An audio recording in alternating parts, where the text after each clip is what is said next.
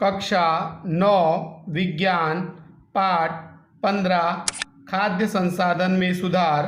विनय sir, इस video में हम क्वेश्चन नंबर 18 फसल चक्र पर टिप्पणी लिखो और क्वेश्चन नंबर 19 खरपतवार किसे कहते हैं, खरपतवार के उदाहरण और उनके नियंत्रण की आवश्यकता और नियंत्रण की रीत बताओ, इन दो प्रश्नों के बारे में अध्ययन करेंगे।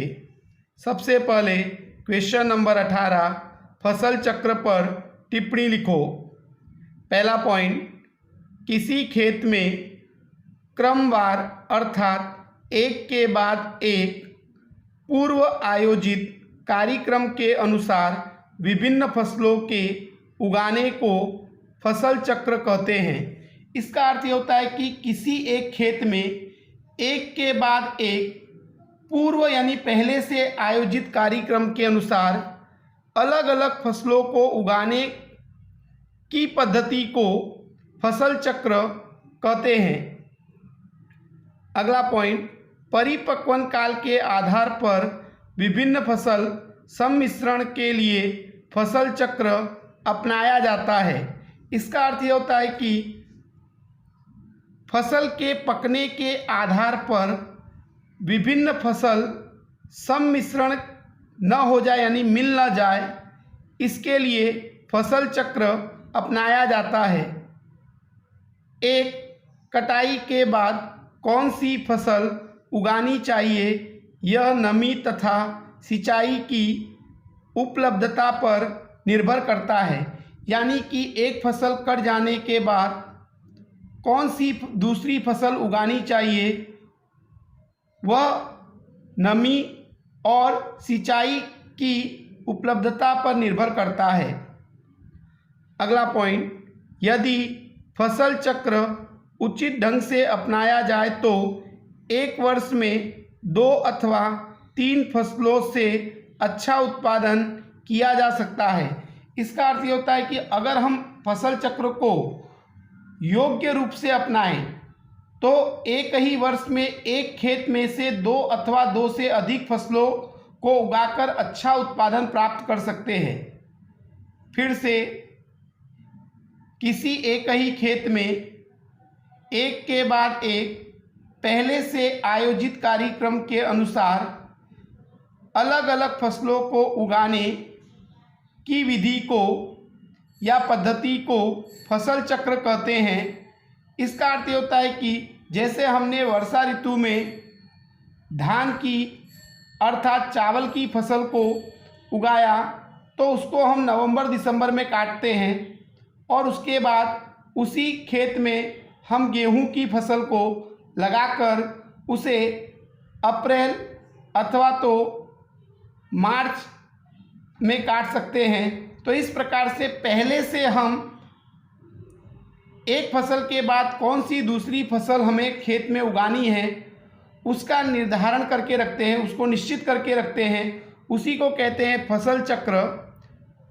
अच्छा, एक फसल पूरी तरह पक जाने के बाद उसको काट कर दूसरी फसल लगाई जाती है जिससे कि फसल एक दूसरे में मिश्रित न हो जाए। अच्छा, दूसरी फसल कौन सी लगानी है यह नमी और सिंचाई की उपलब्धता पर निर्भर करता है। इस प्रकार हम फसल चक्र का योग्य रूप से उपयोग करके एक ही वर्ष में एक ही खेत में 2 या 2 से अधिक फसलों को उगाकर अच्छा उत्पादन प्राप्त कर सकते हैं। क्वेश्चन नंबर 19, खरपतवार किसे कहते हैं, खरपतवार के उदाहरण और उनके नियंत्रण की आवश्यकता और नियंत्रण की रीत बताओ। पहला पॉइंट, कृषि अर्थात खेती योग्य भूमि में अनावश्यक पौधे होते हैं जिसे खरपतवार कहते हैं। उदाहरण, गोखरू, मोथा, घास।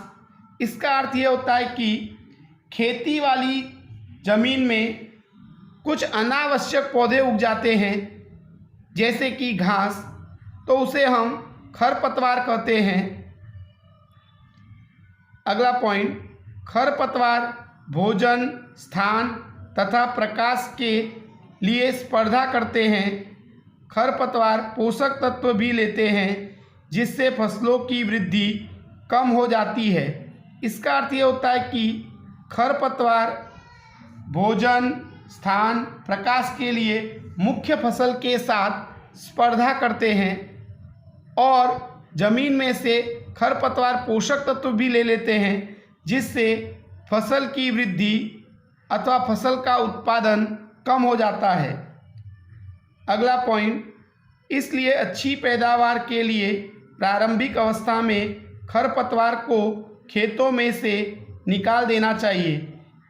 इसका अर्थ ये होता है कि फसल का उत्पादन अच्छा हो, इसके लिए खरपतवार को प्रारंभिक यानी शुरुआत में ही खेतों में से निकाल देना चाहिए, जिसके लिए हम खेतों की जुताई करते हैं जिससे उसमें उगी अनावश्यक घास अथवा तो अनावश्यक पौधे निकल जाते हैं, तो इससे फसल का उत्पादन अच्छा होता है।